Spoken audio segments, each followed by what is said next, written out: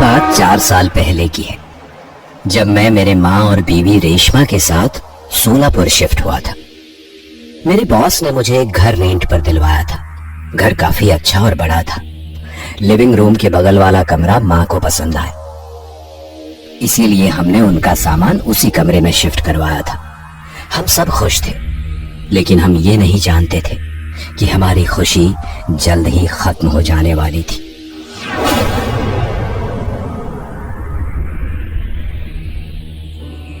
एक दिन मैंने मेरी माँ को रेडियो सुनते हुए देखा। वो अपने कमरे में आराम कुर्सी पर गोद में रेडियो लिए बैठी थी। वो काफी खुश लग रही थी। रेडियो पर गाना चल रहा था। शिकवा नहीं, शिकवा। माँ को खुश देख मैंने चुपके से उनकी तस्वीर खींची। उन्हें खुश देख मैं भी खुश हो गया, लेकिन मुझे ये समझ नहीं आ रहा था कि वो पुराना काले रंग का रेडियो किसका है। माँ, ये रेडियो किसका है? अरे ये मैं जब स्टोर रूम में सामान रख रही थी, तभी मुझे गाने की आवाज सुनाई दी।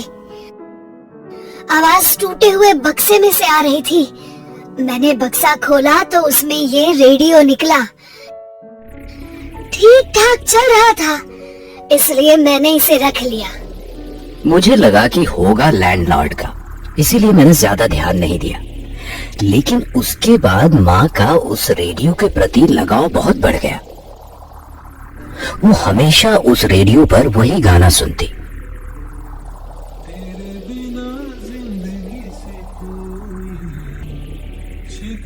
यहाँ तक कि वो अपने कमरे से बाहर नहीं निकलती थी। बस वो रेडियो अपनी गोद में लेकर कुर्सी पर आंखें बंद कर गाना सुनती।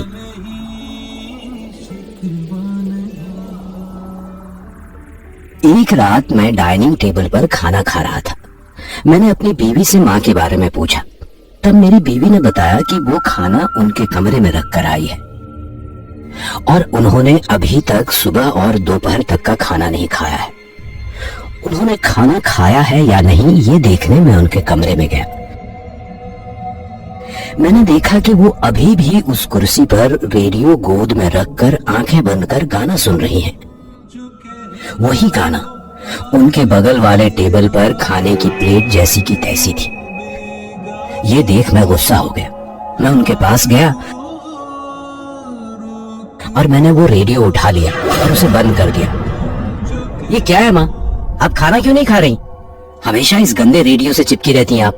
ये सुन माँ मुझ पर ही गुस्सा हो गई और उन्होंने कुर्सी से उठकर मुझे चांटा मारा और मुझ पर चिल्लाते हुए बोली, ये गंदा नहीं है, चले जाओ यहाँ से, जाओ जाओ यहाँ से। मेरी माँ ने मुझे चांटा मारा था। मेरे बचपन में जब पापा गुजर गए थे, तब से मेरी माँ ने मुझे कभी भी नहीं मारा था, लेकिन जवानी में उन्होंने मुझे चांटा मारा था। खाना है तो खाओ वरना मर जाओ। मैं उन पर चिल्लाते हुए बोला और वहां से निकल गया। मुझे बहुत बुरा लग रहा था। उस रात मैं बगैर खाना खाए ही बेड पर लेट गया। मुझे तो लगता है कि माँ जी उस रेडियो के चक्कर में पागल हो गई है। मैं मेरी बीवी पर चिल्लाते हुए बोला, चुप कर, वो पागल नहीं है। कि तभी हमें माँ की चीखने की आवाज सुनाई दी। मैं घबराते हुए माँ के कमरे की तरफ भागा। उनके कमरे का दरवाजा अंदर से बंद था। माँ क्या हुआ? मैं कमरे के बाहर से चीख रहा था, लेकिन उन्होंने कोई भी जवाब नहीं दिया।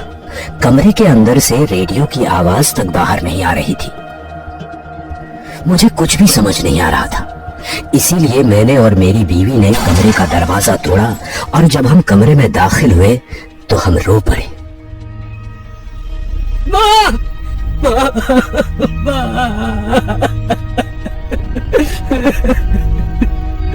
क्या हो गया माँ? ये क्या हो गया? क्योंकि कुर्सी पर मेरी माँ खून से लथपथ पड़ी थी। उनके पेट से खून बह रहा था। पूरा फर्श खून से सना हुआ था। मैंने उनकी सांसें चेक की तो वो मर चुकी थी। शायद किसी ने चाकू घोंपकर उनकी हत्या कर दी थी। लेकिन कमरे की खिड़की बंद थी और दरवाजा भी अंदर से बंद था। तो सवाल ये था कि उनकी हत्या आखिर किसने की? कमरे से कोई कीमती सामान भी चोरी नहीं हुआ था। हमने पुलिस को बुलाया। उनके खून की जांच चल रही थी। पुलिस को मर्डर वेपन तक नहीं मिला था। केस बहुत ही कॉम्प्लिकेटेड बन गया था। पुलिस तो मेरे और मेरी बीवी के ऊपर मां के खून का इल्जाम लगाने पर तुली हुई थी। कुछ दिन बीत गए।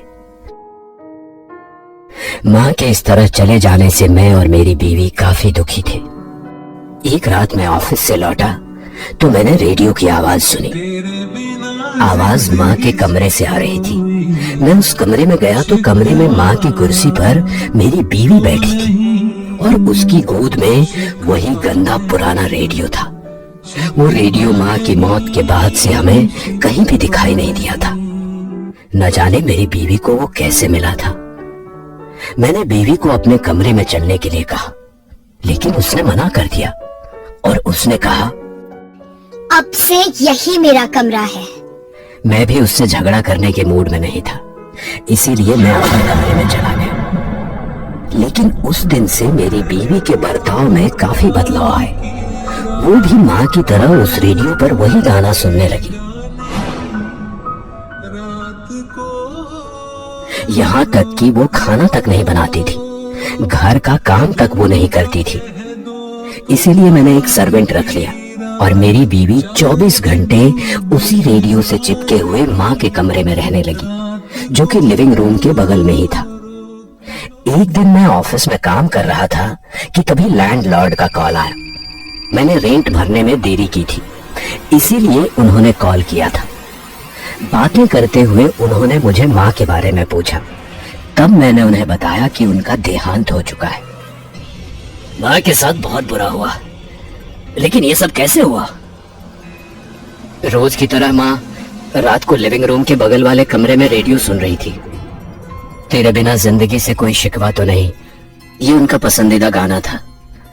जब मैंने उन्हें देखा था तो वो चैन से वो गाना सुन रही थी, लेकिन जैसे ही मैं कमरे में गया कुछ ही देर में उनकी चीख सुनाई दी।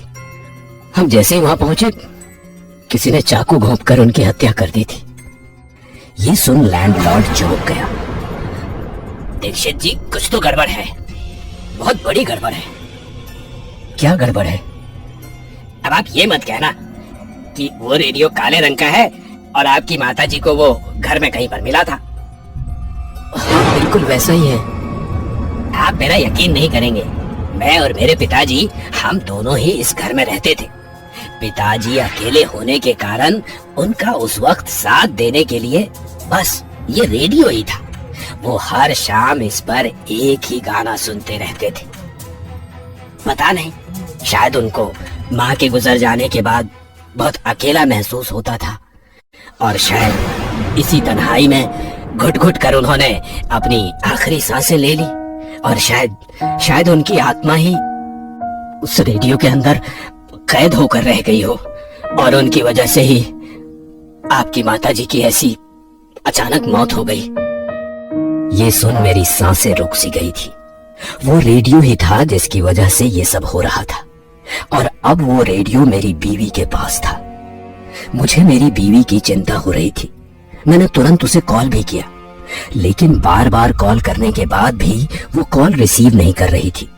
मैं तुरंत ऑफिस से घर की तरफ निकल पड़ा। घर पहुंचते ही मैं माँ के कमरे में पहुंचा और सामने का नजारा देख मेरे रोंगटे खड़े हो गए। मेरी बीवी कुर्सी पर बैठी थी और उसके हाथ में चाकू था। कमरे में रेडियो पर वही गाना चल रहा था और मेरी बीवी उसे डरावनी आवाज में गा भी रही थी।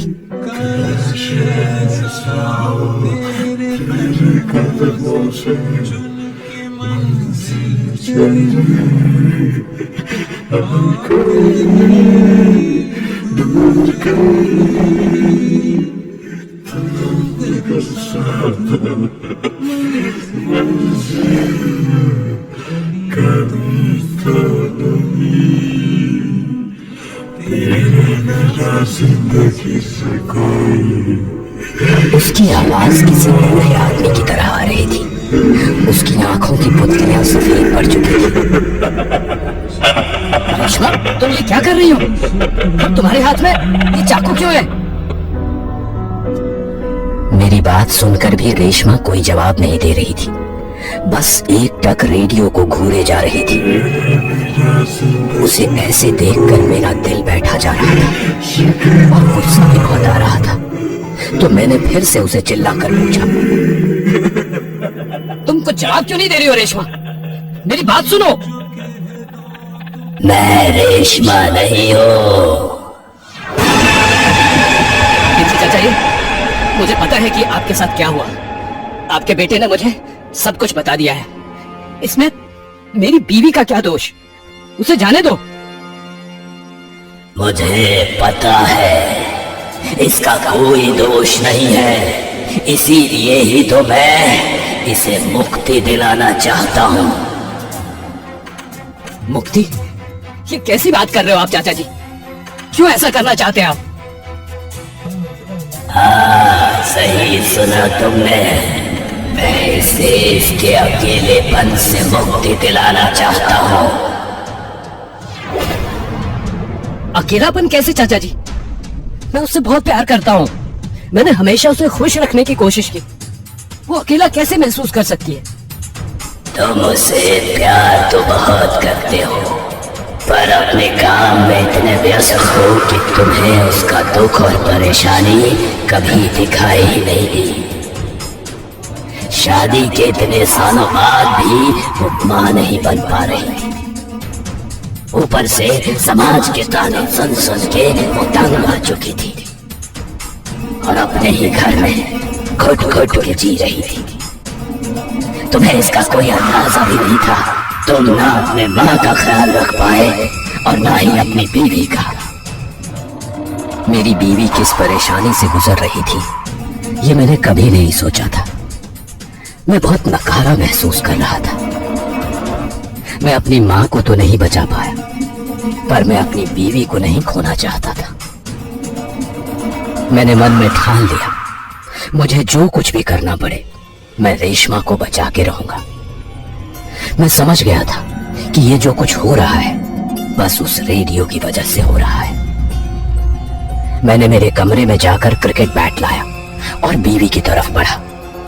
मैंने चाचा जी को कहा, आखिरी बार कह रहा हूं, छोड़ दीजिए रेशमा को, वरना वरना वरना क्या? तुम मुझे नहीं मार सकते। ये सुन के मैं आगे बढ़ा। उसे लगा कि मैं उसे मारने जा रहा हूं, लेकिन मैं टेबल पर रखे रेडियो को बैट से फोड़ने जा रहा था। जैसे ही चाचा जी ने मुझे रेडियो की तरफ बढ़ते हुए देखा, वो बीच में आ गए और